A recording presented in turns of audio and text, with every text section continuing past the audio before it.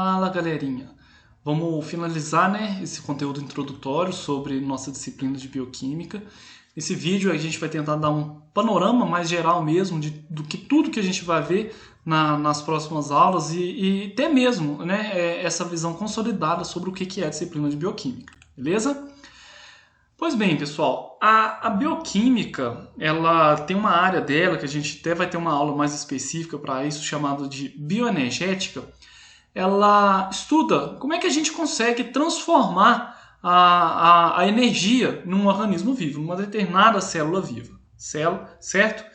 Para isso, essas transformações de energia elas são necessárias para diversas funções biológicas. A gente pode citar aqui o movimento, transporte ativo, síntese de biomoléculas, a reprodução, certo? Então, ou seja, praticamente todas as funções de um organismo dependem de energia, certo? Então, a gente precisa de responder algumas perguntas para poder entender como é que funciona essas transformações de energia. A primeira delas, qual que é a fonte de energia para determinado organismo? Segundo, como é que ele consegue obter essa energia? E terceiro, como que ele consegue utilizar essa energia? Se a gente conseguir responder essas três questões, beleza, a gente fecha a bioquímica, certo? A disciplina toda de bioquímica, ok? Pelo menos a parte de bioquímica energética, tá? Pois bem, pessoal, então para a gente tentar caminhar para compreender para responder essas questões, a gente primeiro tem que ter em mente o seguinte: é possível classificar os organismos pela maneira de como eles conseguem obter energia e o carbono que eles necessitam para sintetizar o seu material celular, certo? Então acredito que isso aqui também não é novidade para todo mundo. A gente tem organismos que conseguem utilizar fonte de luz para obtenção de energia e outros utilizam energia química, certo? Com base nesses dois tipos de organismos, a gente consegue classificar esses organismos em fototrópicos, que são aqueles que conseguem utilizar a luz solar como fonte de energia para sobreviver, e os quimiotróficos, ok? Então são aqueles que utilizam energia química de algum componente químico para extrair a sua energia. Eles vão oxidar, por exemplo, combustíveis químicos, como carboidratos, lipídios, proteínas, por aí vai, certo? É interessante destacar que todos esses organismos, tanto os fototrópicos como os quimiotrópicos, eles também podem ser ainda subdivididos pela fonte de carbono que eles utilizam, certo? Então, eu posso ter organismos, tanto quimiotróficos como os fototróficos, que utilizam CO2 como fonte de carbono para sintetizar suas moléculas. Eles são chamados de autotróficos, certo? Eu posso ter os quimiotróficos e os fotoautotróficos. Os fotoautotróficos a gente destaca aqui as plantas, né? Planta consegue utilizar luz solar como fonte de energia e CO2 para sintetizar as suas moléculas, ok? E um animal? O que um animal, um mamífero, de maneira geral? A gente vai conseguir utilizar energia química, ou seja, eu sou quimiotrófico, e eu não consigo utilizar CO2 para sintetizar as minhas moléculas. Eu vou precisar de compostos orgânicos, ok? Então eu sou quimioheterotrófico, beleza? Não vou entrar muito em detalhe nessas classificações aqui, porque a gente vai ter bastante tempo para poder discutir sobre como a gente consegue obter energia e como a gente consegue sintetizar ou não um determinado componente, ok? Então, pessoal, essas transformações de energia que a gente acabou de discutir, independente aí do organismo que elas vão acontecer, elas são governadas pelo que a gente chama de metabolismo celular. Okay? Então, nossa disciplina ela vai focar no metabolismo. A gente vai ter um momento que a gente vai falar mais especificamente de todo o metabolismo energético, tá? E o que seria, então, essa palavra? O que define? Como é que a gente consegue definir um metabolismo de uma célula? Nada mais é do que um conjunto de reações que são altamente coordenadas, elas são extremamente organizadas dentro de um organismo, que são catalisadas por sistemas enzimáticos, ok? Então, eu tenho aqui um conjunto de enzimas que vão promover as diversas alterações de um determinado organismo. Beleza? Então, metabolismo nada mais é do que esse conjunto de reações organizadas e catalisadas por enzimas. Beleza? Quais que são as funções do nosso metabolismo ou do metabolismo de algum organismo vivo? Ele tem a função de, primeiro, obter energia química. A fotossíntese é um tipo de metabolismo, certo? Então, a obtenção de energia química a partir de energia solar ou a degradação de nutrientes ricos em energia é uma das vertentes do metabolismo, beleza? Além disso, o metabolismo ele é responsável também por converter moléculas nutrientes em outras necessárias para a célula. Então vamos supor, eu tenho ali um componente que eu preciso sintetizar e se eu me alimentar com um determinado precursor, uma determinada macromolécula, meu metabolismo consegue transformar um composto em outro, certo? Nosso metabolismo ele é responsável por polimerizar moléculas precursoras em macromoléculas, então eu consigo sintetizar reserva energética, por exemplo, o glicogênio, a partir de glicose.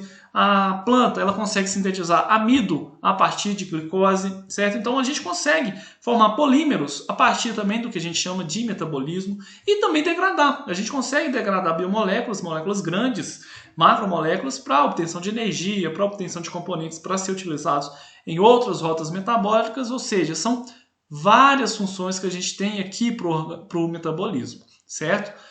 O que a gente chama de rota metabólica? Eu acabei de falar com vocês aqui que nosso metabolismo ele é regido por diversas enzimas que vão transformar, por exemplo, aqui que olha essa molécula A numa molécula F, certo?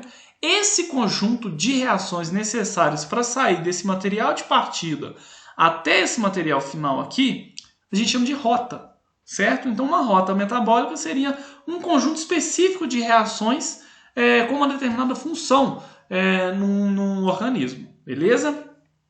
Essas rotas metabólicas, elas normalmente, a maioria delas, elas são lineares. O que seria isso? Eu tenho um precursor inicial que vai gerar um produto final, beleza? Mas eu também posso ter rotas que são cíclicas, onde a gente não tem ali especificamente um produto inicial, um produto final, ok? O que a gente deve perceber? Que essas rotas, elas vão ser rotas de degradação ou rotas de síntese. O que seria isso? A rota de degradação, ele vai pegar um material de partida e vai degradar ele e vai gerar um composto final mais simples. Eu tenho rotas que é o inverso. Eu vou ter um material de partida mais simples que ao ser adicionado outros materiais mais simples ali, outros compostos mais simples, vão dar origem a um produto final mais complexo. Essas rotas de degradação, pessoal, eu chamo de catabolismo, certo? Então, catabolismo são rotas, é a parte do metabolismo responsável por quebrar moléculas, por degradar. Já o anabolismo, ele é formado por rotas metabólicas que destinam à síntese de moléculas. Então, sintetizar eu chamo de anabolismo, degradar eu chamo de catabolismo. Ok? Lembrando que também existem rotas que são cíclicas. Que ela não é nem considerada como uma rota catabólica nem como anabólica. Beleza? Ficou claro, né? Então, olha o que a gente pode perceber nessa figura aqui. A gente vai ver isso com bastante carinho, com bastante detalhe nas nossas aulas de metabolismo. Uma característica muito interessante para essas rotas é que elas são agrupadas de acordo com as suas funções. O que é isso, Ricardo? As rotas catabólicas, elas são denominadas de rotas convergentes. O que é isso? Imagine aqui comigo, olha, eu vou pegar aqui uma gordura, triglicerídeo, certo? Eu vou pegar amido, eu vou pegar aqui um exemplo, um aminoácido, um fosfolipídio. Independente da substância que a gente tem aqui como material de partida, quando ela entra numa rota catabólica, ou seja, quando ela vai ser degradada, o produto final formado é comum. Certo? Ou seja, ele está convergindo para um produto final comum. O que seria isso, Ricardo? Como assim? Amido, gordura, proteína, sempre ao ser degradada, vai gerar o que eu chamo de acetil-CoA. Okay? Então, esse acetil-CoA aqui é um material comum em relação à degradação a todos os outros. Eu tenho uma rota que são rotas que são convergentes. Imagina o que seria uma via convergente, se a gente for pensar lá no trânsito.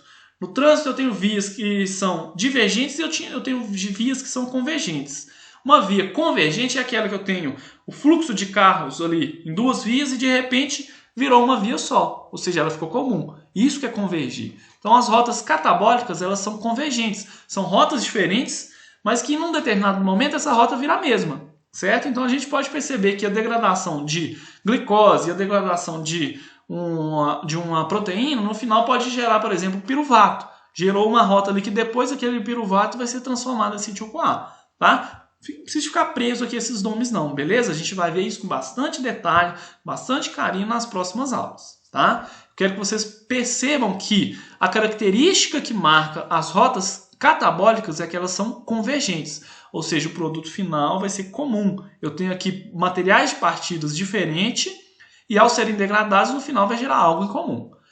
Esse algo em comum, já nas rotas anabólicas, elas são consideradas divergentes. Por quê? Porque a partir de um mesmo material, de um mesmo composto simples, eu posso distinguir, posso seguir rotas diferentes para gerar compostos distintos, certo? O que seria isso? Por exemplo, o acetil-CoA. O acetil-CoA seria aqui nesse caso, nesse exemplo, o nosso material de partida. A partir dele, eu posso sintetizar gorduras, eu posso sintetizar algumas vitaminas, eu posso sintetizar colesterol, ou seja, o início, a rota aqui é a mesma, certo? Essa reação aqui é a mesma. Mas daqui para cá eu tenho já rotas que são divergentes. Elas vão se divergir para dar origem a produtos finais diferentes, beleza? Então sempre que eu falar com vocês que catabolismo é rota convergente, anabolismo é uma rota divergente, beleza? Por que eu estou falando disso? Porque a gente tem que entender um pouco mais como é que funciona o metabolismo de um organismo. E a gente vai ter aí a disciplina inteira de bioquímica para a gente compreender como é que funcionam essas transformações, certo? Mas a princípio a gente tem que entender o seguinte, para a gente ter uma visão mais geral, mais simplória desse assunto, a gente percebe que, independente do organismo, o seu metabolismo ele obedece às leis da física. Certo? Então, assim, a gente tem que obedecer certas regras para que o metabolismo possa acontecer. Certo? A primeira delas, quando a gente fala, por exemplo, em leis de transformação de energia, a primeira lei da termodinâmica, certo? Seria aquela onde a energia, que no universo, nada se cria, nada se perde, tudo se transforma. Na verdade, isso seria para Lavoisier. No caso de energia, que a gente pode falar que a energia a gente não consegue criar e nem destruir, a gente consegue transformar. Essa que é a definição da primeira lei da termodinâmica, ok? Em relação a essa primeira lei da termodinâmica, a gente pensa o seguinte, os organismos vivos, eles extraem energia do seu meio para converter essa energia em diferentes outros tipos de energia, tá? Então, qual que seria essa fonte de energia? Primeiro, essa fonte de energia pode ser, a gente já viu lá no início da nossa aula, pode ser luz solar, pegar, por exemplo, uma planta que faz fotossíntese, ou essa energia pode vir através de nutrientes, de moléculas combustíveis, açúcar, gordura, certo? Então, onde é que está a energia armazenada no açúcar, na gordura? Nas suas ligações químicas, certo? Então, a gente vai ver depois como é que a gente consegue transformar a energia química em outras formas de energia. E como que as plantas conseguem transformar luz solar em outras formas de energia química. Essas duas fontes de energia, que é o que a gente chama de energia potencial, ok? É uma energia de armazenamento. E essa energia ela é transformada. Ela vai ser transformada, parte dela utilizada para as transformações químicas dentro da célula, que a gente acabou de destacar várias delas, e todas elas são agrupadas no que a gente chama de trabalho celular. Então a energia, as transformações de energia, elas vão gerar trabalho. Sempre quando eu falo trabalho, isso é alguma coisa que tem alguma função dentro da célula. Tá, okay? Então, por exemplo, síntese química, trabalho mecânico, movimento, contração muscular, isso é trabalho mecânico, certo? Formação de gradientes osmóticos, gradiente elétrico, produção de luz. Ah, como assim, Ricardo? Vagalume, certo? Então, o vagalume consegue transformar energia química em luz. Transferência de informação genética, ou seja, replicar o DNA, transcrever, produção de proteínas, tudo isso a gente engloba como trabalho, ok? Então eu vou estar transformando energia potencial em trabalho, tá? Parte dessa energia potencial, pessoal, assim como qualquer máquina, se a gente for nos comparar com uma máquina, parte dessa energia, deixa eu limpar isso aqui, essa bagunça, ela é transformada em calor. Ok? Então não existe nenhum organismo que ele é 100% eficiente em transformar a energia do seu nutriente nas energias que eu necessito para o meu organismo. Okay? Então eu não consigo, por exemplo, comer lá 100 gramas de macarrão e transformar aqueles 100 gramas de macarrão em energia para minha célula para utilizar para alguma determinada função. Parte daquela energia ela é perdida na forma de calor. Ok? Então a gente está transformando as energias aqui. Certo? Eu estou transformando a energia potencial ou em trabalho, alguma função dentro da célula, ou eu estou perdendo, dissipando aquilo na forma de calor. Ficou claro?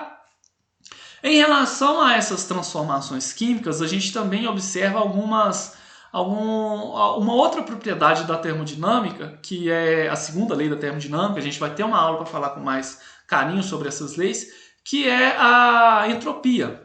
Certo? O que é entropia? Alguém lembra? Entropia significa a desordem. Okay? A segunda lei da termodinâmica nos diz que o universo ele tende à desordem. Ou seja, a gente tende à bagunça. A desordem ela é espontânea. Ou seja, quando eu falo bagunçar, degradar, destruir alguma coisa, eu estou falando de algo que é espontâneo. Agora, a organização ela não é espontânea. Eu preciso de energia. Como assim, Ricardo? Que viagem é essa que você está me falando? Vamos supor, para eu arrumar meu quarto, arrumar minha sala, eu preciso de quê? De me organizar. Eu preciso me movimentar para poder fazer aquilo acontecer. Certo? Se eu quiser construir alguma coisa dentro da célula, eu vou precisar de energia. Certo? Então, para eu organizar a célula, eu vou precisar de aumentar, fornecer energia para ela e diminuir a sua entropia, ok? Como é que eu consigo diminuir a entropia de uma célula? Para organizar aquela célula, eu preciso fornecer energia para ela. Como é que isso acontece? Pela degradação das moléculas nutrientes. Então, se eu for pegar lá um carboidrato e degradar ele, eu vou estar pegando algo que é organizado, um carboidrato, vamos pegar lá o amido, várias moléculas de glicose. A degradação do amido, ela segue a segunda lei da termodinâmica. Ela é favorável, certo? Então, ela é espontânea. A queima de qualquer combustível é espontâneo. Okay? Então, dentro do meu corpo, eu queimar, eu utilizar uma gordura, eu utilizar um carboidrato para a produção de energia é um processo espontâneo. Esse processo espontâneo ele é necessário para que eu consiga organizar a minha célula, para que eu consiga diminuir a entropia dentro da célula. Certo? Ou seja, transformando ali compostos simples em compostos mais organizados, macromoléculas, por exemplo. Eu consigo pegar um nucleotídeo e transformar em DNA e RNA. Para isso eu preciso de energia fornecida pelos nutrientes que eu absorvi, okay? Que eu degradei ali a gordura ou o carboidrato. Tá? Não precisa de ninguém ficar desesperado com isso por enquanto. Tá? A gente vai ter várias aulas para entender como é que funciona todo esse metabolismo. Tá? Aqui eu quero passar para vocês de maneira geral como é que funciona esse metabolismo energético. Beleza? Acabei já adiantando já um pouco sobre esse assunto, né? Como é que a gente consegue obter energia. A gente consegue obter energia a partir de glicose, de carboidratos, né? De gorduras, de proteínas. Todos esses compostos aqui têm energia armazenada em suas ligações, ok? Então, como é que a gente consegue obter energia? A gente tem reações, tem rotas metabólicas que vão promover a oxidação desses componentes aqui, açúcar, carboidrato e gordura, ok? O que é reação de oxidação mesmo, Ricardo? Vamos relembrar? Uma reação de oxidação é aquela onde a gente tem, ao mesmo tempo, uma reação de redução, ok? Onde eu tenho transferências de elétrons, ok? Eu tenho um determinado momento eu vou perder elétron, num determinado momento alguém vai ganhar elétron. A oxidação, a molécula ela vai perder elétron. A redução, a molécula vai ganhar elétrons, ok? Para ficar assim de maneira bem simples para todo mundo entender. Então, quando eu vou oxidar a glicose, eu vou degradar ela e eu vou estar perdendo elétrons. Okay? Se eu quiser sintetizar alguma coisa, eu vou ter que promover reações de redução, eu vou ter que doar elétrons para poder sintetizar aquele componente mais complexo. Beleza? Então aqui, pessoal, no metabolismo energético, a degradação desses nutrientes aqui vão oxidar e vai gerar o quê? Bem, a gente tem rotas que vão gerar diretamente energia na forma de ATP. A gente também vai falar desse componente energético que é lindo nas nossas células, tá? As funções que a gente tem para ele no nosso organismo. Mas o que eu quero passar para vocês, basicamente, o que é o metabolismo energético? é degradar essas moléculas aqui, oxidá-las, vai gerar elétron, e esses elétrons eles vão ser direcionados para um local específico. Aqui eu estou exemplificando aqui uma mitocôndria, e nessa mitocôndria, essa transferência de elétrons aqui, ela vai gerar uma grande quantidade de energia. Ok? Aí para onde é que vai parar esse elétron, Ricardo?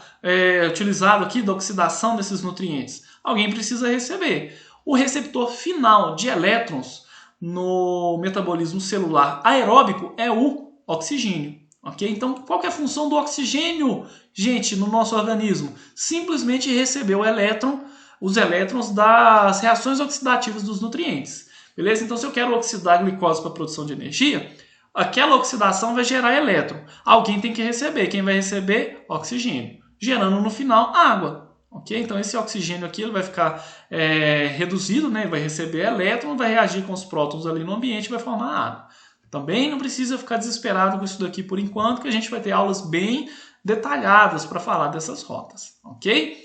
No final, essa glicose ou a gordura ou o aminoácido, ao ser oxidado, vai gerar compostos mais simples, né? Ele vai ser degradado, rota catabólica, né? E vai liberar o CO2. Okay? Então o CO2 que a gente libera na respiração nada mais é do que um produto da degradação dos componentes que a gente utilizou como fonte de energia. Pode ser carboidrato, pode ser gordura, pode ser proteína.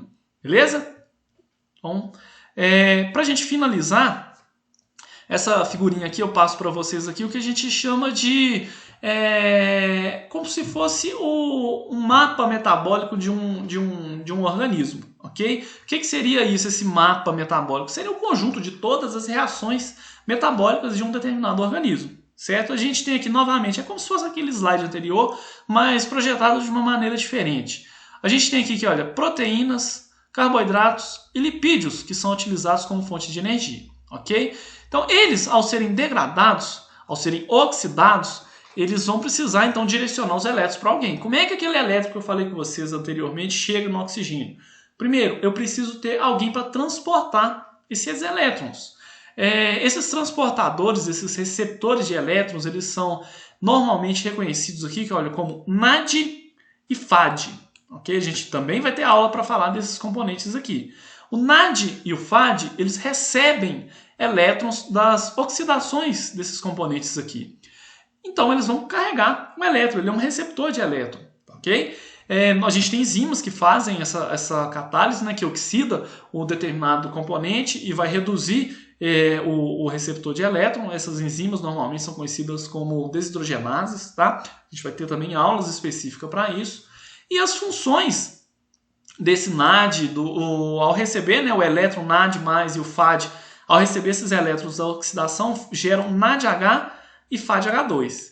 Esses componentes aqui, carregando os elétrons das oxidações dos nutrientes, eles vão ser direcionados para o que a gente chama de cadeia transportadora de elétrons. O que vai acontecer nessa cadeia transportadora de elétrons? Que no slide anterior estava lá na mitocôndria. Ela vai direcionar, certo? Deixa eu marcar aqui um negocinho aqui.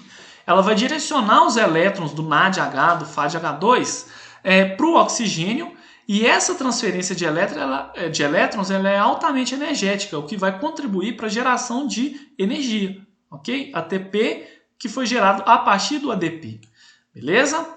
Tranquilo, né? Então aqui eu quero passar um panorama bem geral sobre o que é o metabolismo energético. A gente está falando aqui de componentes que estão sendo degradados, né? Proteína, carboidrato, lipídio. Sua oxidação vai gerar elétrons, né? Ele vai oxidar e vai perder elétron. Alguém tem que receber. Quem recebe? NAD, e FAD. Vai gerar NADH e FADH2. A gente tem várias rotas que vão gerar NADH e FADH2. A gente tem aqui ciclo do ácido cítrico, que a gente vai ter uma aula específica para ele. A gente vai ter aulas para cada uma dessas rotas aqui, ó, de degradação de lipídio, de carboidrato, de proteína. Tá? Então a gente vai falar depois com detalhe cada uma delas. Tá? E esse NADH e o FADH2 gerado, ele vai ser direcionado para a cadeia transportadora de elétrons. É um conjunto de proteínas que vão receber esses elétrons e vai direcionar para o oxigênio. E esse direcionamento aqui para o oxigênio vai gerar no final água, E essa transferência de elétrons ela é altamente energética, possibilitando a geração de grande quantidade de ATP. Beleza? Tranquilo, né? Esses ATPs gerados, pessoal, essa energia gerada, ela é conservada. Beleza? A gente não vai perder essa energia. Ou a gente dissipa ela na forma de calor, ou a gente vai utilizar aquele ATP que foi gerado em grandes quantidades para movimentar as rotas anabólicas. Beleza? Então aqui, que olha, nessa figura, nosso último slide, eu tenho representando aqui a ligação entre o que é catabolismo e o que é anabolismo, ok? Naqueles dois slides anteriores eu dei exemplo para vocês de catabolismo. Ao catabolizar carboidrato, gordura e proteína, eles estão degradando aqueles componentes para gerar energia. Rotas catabólicas geram energia, ok? Então essa energia ela é fornecida, então, aqui a gente acabou de ver, né? Transformando NAD, FAD, NADH, FADH2, que vai ser utilizado para a síntese de ATP, ok? E esse equilíbrio aqui, pessoal, ele é alcançado quando eu preciso utilizar essa energia que foi gerada nas rotas catabólicas para sintetizar moléculas mais complexas a partir de precursores mais simples. Então, olha aqui, nesse braço azulzinho aqui, que olha, eu vou pegar a energia que foi gerada do catabolismo e vou utilizá-la no anabolismo. Então, para eu pegar aminoácido e sintetizar proteína, eu preciso de energia. Okay? Para eu pegar um determinado açúcar simples e sintetizar um polissacarídeo, preciso de energia. Para sintetizar ácido nucleico, DNA, RNA, a partir de bases nitrogenadas, a partir de nucleotídeos, eu também preciso de energia. De onde que vem essa energia? Do catabolismo. Ou seja, anabolismo e catabolismo, um não vive sem o outro. Ok? São rotas que são extremamente interligadas, onde o catabolismo eu tenho vias degradativas, onde eu tenho simplificação de moléculas a compostos comuns, a gente viu anteriormente, né? E essa simplificação, essa degradação, ela sempre acontece com liberação de energia e os produtos finais sem energia, certo? Então, ou seja, quando eu libero um produto final aqui, aquele produto final não tem mais energia nele. Seria CO2, água, amônia, né, no caso de proteínas. E a partir de moléculas mais simples, eu consigo sintetizar moléculas mais complexas para dar aqui o elo, o gancho, nas minhas rotas metabólicas pelo anabolismo. Ou seja, eu tenho rotas biosintéticas que vão utilizar a energia gerada no catabolismo para sintetizar determinadas macromoléculas. Beleza? Ficou claro, né? Então aqui é um resumo geral do que a gente vai ver durante toda a nossa disciplina de bioquímica. Ok? Nas próximas aulas a gente vai falar um pouquinho de cada uma das biomoléculas. A gente vai ter um conjunto de aulas específicas para falar de carboidratos, depois de lipídios, proteínas. A gente também vai ter uma aula para falar só de enzimas. A gente vai ter aula para falar de nucleotídeos. Então, ou seja, a gente vai ter um momento para trabalhar as estruturas, as funções de cada um desses componentes. E depois, mais para frente, a gente vai falar do metabolismo desses componentes. Do metabolismo de carboidrato, metabolismo de proteína e metabolismo de lipídio. Beleza? Falei muito, né? Muita coisa para poder a gente trabalhar nessa disciplina. Eu quero que vocês contem comigo sempre que precisar. Qualquer dúvida que tiver surgido, vocês podem me procurar lá no SIGA-A. Se você não é meu aluno, mas é um entusiasta aí da bioquímica, essa aula está online aí, disponível, aberta para todo mundo aí. Pode também colocar sua dúvida no fórum de dúvidas, nos comentários aí desse vídeo, que eu vou tentar responder da maneira mais rápida possível. Beleza? No mais, deixo aquele abraço para todos vocês.